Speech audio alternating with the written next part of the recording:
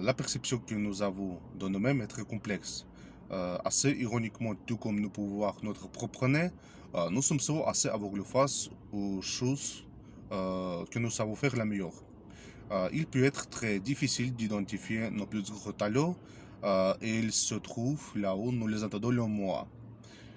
Nous pouvons même être très bons dans des domaines pour lesquels nous nous pensons très mauvais. Il existe beaucoup de bons réseaux de vouloir explorer ces talents, mais cela vous demandera un peu de travail. Gardez à l'esprit que les talents euh, regroupent à plus des choses que jouer de la guitare ou danser comme un pro. Euh, les talents sont de toutes formes et de toutes tailles et concernent énormément de domaines. Par exemple, savoir lire très précisément les émotions est un talent très utile. Retournez-vous sur votre passé. Lorsque vous prenez du recul sur vous-même afin de rechercher quels sont vos talents, commencez par vous retourner sur votre passé. Voyez les choses que vous avez fait, voyez les choses que vous avez appréciées, voyez les fois où vous avez vraiment excellé.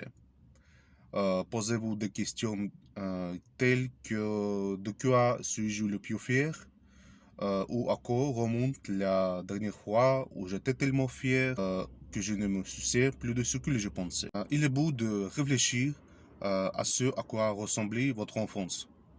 Euh, que faisiez-vous fréquemment en étant enfant? Qu'aimiez-vous? Pourquoi étiez-vous connu?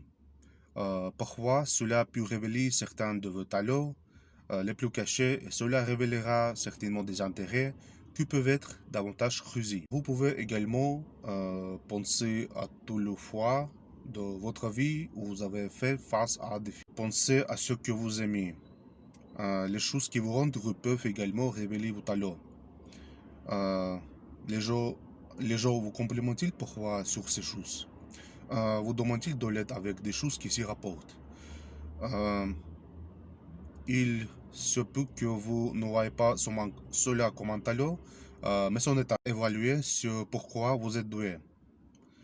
Cependant, il existe une grosse différence entre ce que vous aimez et ce pourquoi vous êtes doué. Vous pouvez croire que vos talents ne correspondent qu'à des choses que vous adorez faire, mais il est important de se souvenir que nos talents sont souvent des choses que nous n'aimons pas ou des choses auxquelles nous ne pensons même pas. C'est pourquoi il est important de prêter beaucoup d'attention à ce pourquoi vous êtes doué. Ouvrez-vous à de nouvelles choses. Il faut qu'il y ait de la place dans votre vie pour découvrir vos talents.